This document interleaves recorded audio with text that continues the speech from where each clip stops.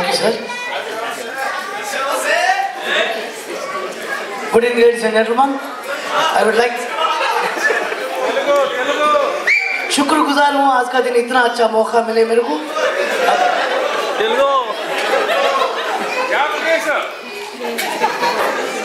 मेरा सन कोनिचिवा.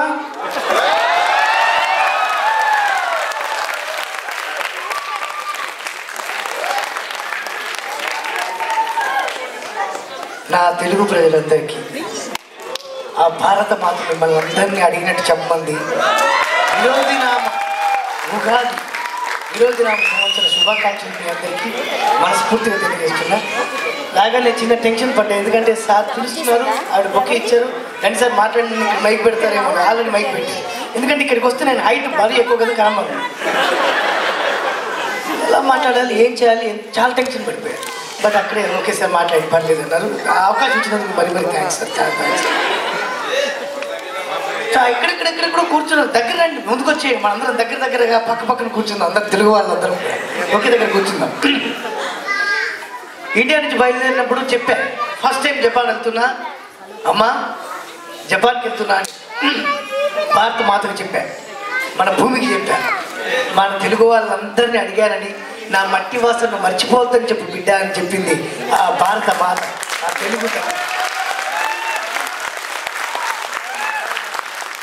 మనస్ఫూర్తిగా మీ అందరికీ శుభాభినందనలు తెలియజేస్తూ ఆ భగవంతుడు మిమ్మల్ని అందరినీ ఆయుర ఆరోగ్య ఐశ్వర్యాలతో, పిల్ల పాపలతో కలకాలం నిండు నూరేళ్ళు ఆయుర ఆరోగ్య ఐశ్వర్యాలతో ఉండాలని మనస్ఫూర్తిగా కోరుకుంటున్నాను.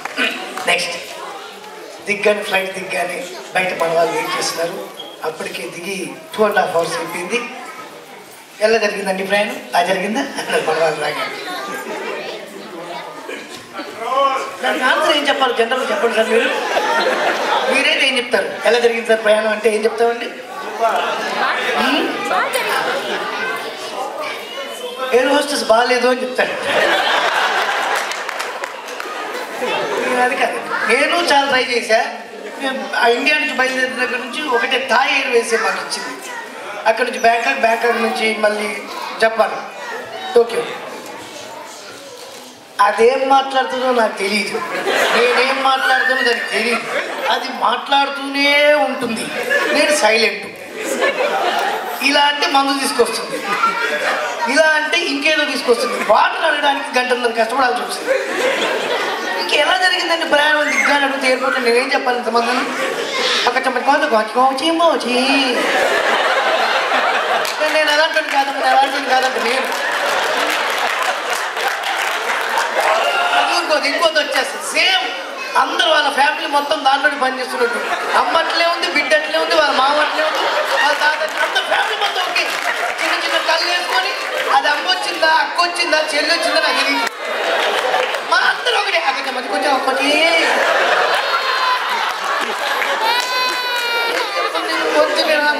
నమ్మకం అక్క కూడా అడిగింది ఇందాకే.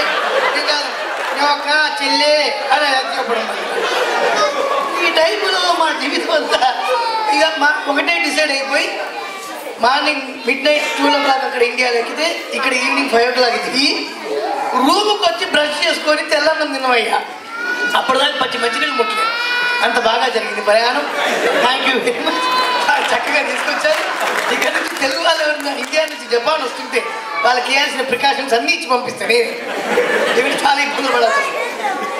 మీకు అందరికి తెలుసు అనుకుంటాను. I think so. China, Japan ఇక్కడ అందరికీ పిల్లలు పుట్టగానే పేర్లు పెడతారు. ఎలా పేర్లు పెడతారు? ఒక టింగ్ టాక్ సీన్స్, టాకింగ్ పుల్స్ ఇట్లా ఉంటాయి. ఇది ఎలా నేను బాగా అబ్జర్వ్ చేసింది ఏంటంటే, పిల్లగాడు పుట్టగానే నర్సు ఒక స్పూనో గ్లాసు కింద ఎత్తేస్తాడు. టొంగ్ టింగ్ టంగ్ టంగ్ టొంగ్ టింగ్ టంగ్ వెళ్ళు గ్లాస్ ఎత్తదు. దుమ్ దబే వెళ్ళిపో.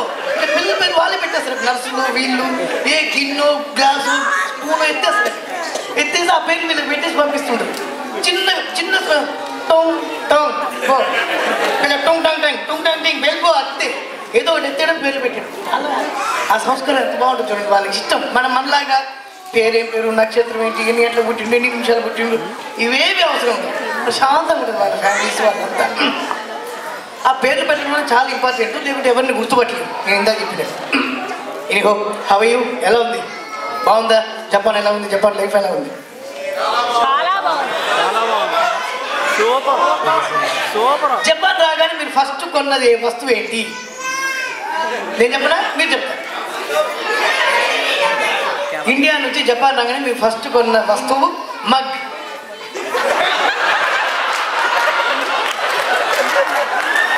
కరెక్టా అన్నా? నేను కరెక్టా కాదా?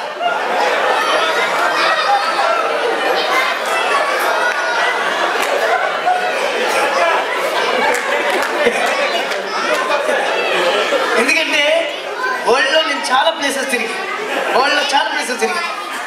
ఫస్ట్ టైం సింగపూర్ వెళ్ళా. ఆ తర్వాత నుంచి నాన్ స్టాప్ తిరుగుతున్నాను వరల్డ్ వైడ్. ఎక్కడికి వెళ్ళిన ముందు అన్ని పెట్టేసి మా ఆవిడ ఒక మగ్గు కూడా పెట్టేస్తుంది ఈ మధ్య. ఆ తర్వాత వెళ్తున్నారా బట్టలు చూస్తూ వీడనితో పాటు I'm very very happy today. ఎందుకంటే తెలుగు వాళ్ళందరం కూడా ఇలా ఎప్పుడు మన సంస్కృతిని మర్చిపోకుండా, మన సంస్కారాన్ని మర్చిపోకుండా, మన పద్ధతులు మర్చిపోకుండా, ముఖ్యంగా మన పిల్లలకు తెలియడం కోసం ఇలాంటి ఫంక్షన్స్ చేయడం అనేది చాలా ఇంపార్టెంట్. చేయాలి, చేస్తూనే ఉండాలని మనస్ఫూర్తిగా మిమ్మల్ని అందరినీ కోరుకుంటున్నా. ఇంకా ఎనీ క్వశ్చన్స్? ఇలా కదా మఫ్లియా. Thank you sir, thank you. ఇలా కదా మఫ్లియా తఖ్లీసియా అనేది ఎక్కడి నుంచి వచ్చిందో మీకు చెప్పాలి.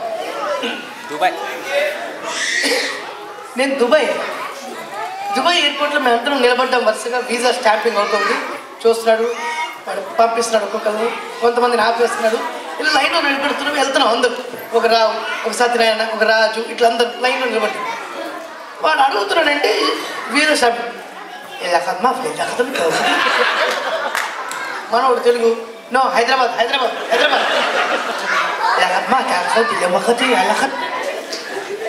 హైదరాబాద్ అయ్యా దుఃఖలా తాకదు అని పక్కకు నెట్టేస్తాడు. ఇంకోడు ఎక్కడమ్మా తగలేసిన హైదరాబాద్ అయ్యా దుఃఖలా అని పక్కకు జరిపేస్తున్నాడు. అందరిని అక్కడ నిలబడుతున్నాడు. నేను చూసా, నాకు టెన్షన్ అయిపోయింది. ఇక అయిపోయింది, మేమందరం లోపలికి అయిపోయినాం, మేమెవరం బయటికి రావని డిసైడ్ అయిపోయింది. నా వెనక ఎక్కడో భాష అని ఒక అబ్బాయి ఏం చేసా, వాడు వెనక్కి వెళ్ళి అరే నువ్వు ముందు రా అని వాడి లైన్లో పెట్టాడు. వీడికి ఉర్దూ బాగా వచ్చి ఉంటుంది, వీడు చెప్తాడు, వీడు ఏం చెప్పింటే అది మనం అది ఇమిటేట్ చేసి చెప్పొచ్చు అనుకుని హ్యాపీ వాడు అనుకుని అందరు ఈ పేరు భాష కూడా వచ్చాడు లైన్లో. ఇలా తక్లీఫ్లే మా రాజమండ్రి బాబా అన్నాడు.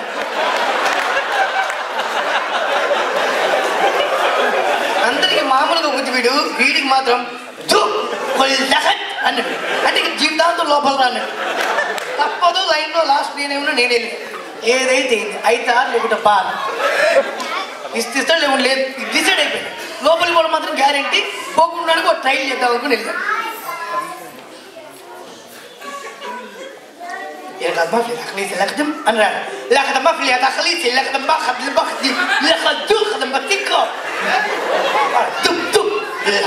అన్నాడు నేను ఒక్కనే బయటికి వెళ్ళి మిగతా వాళ్ళందరూ లోపల ఉండిపోయింది. బయట ఉన్న వెయిట్ చేస్తున్నటువంటి వాళ్ళని నేనే వీళ్ళందరూ వాళ్ళు లోపల ఉన్నారు సార్. నేను వెళ్తుంటే వీడు స్టాంపింగ్ చేసి నన్ను చూస్తున్నాడు. నేను సగం దూరం వెళ్ళి ఇలా చూసాను, వాడు నన్ను చూసినాడు. లక్ష్మీలు అన్న నేను అంటే జీవితంలో నేను ఇక్కడ దుబాయ్లో పుట్టి పెరిగి అరబ్ దేశంలో ఇంత చక్కటి అరబ్ మాట్లాడలేదని వాడి ఫీలింగ్. అసలు దాంట్లో అరబ్ ఒక్క ముక్క ఉండదండి. అరబ్ ఒక్క ముక్క ఒక సెకండ్ కూడా ఉంటుంది దాంట్లో. ఈజీగా మీ అందరికి నేర్పిమని నేర్పిస్తాయి. ఏంటి మీ కళ్ళ ముందు ఏం కనబడుతున్నాయి? మీకు ఏం కనబడుతుంది? ఇక్కడ లైట్ కనబడుతున్నాయా? Light okay. బ్యానర్ కనబడుతుంది కదా, బ్లాక్ కర్టన్ కనబడుతుందా, స్క్రీన్ కనబడుతుంది. వీటే నేను అన్నది అది. బల్బ్ ఉంది అనుకోండి, బల్బ్ అనుకోండి, స్క్రీన్ కదా ఏదో లాస్ట్లో అంటే సార్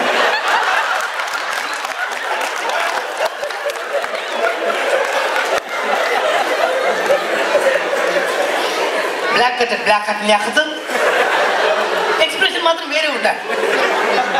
కర్టన్ యాకతం లైట్ అమ్మతో అయ్యో స్టేజ్ ఏదో పక్కన ఏదో ఒకటి ఇష్టం. కెమెరా యాకతం లేకుంది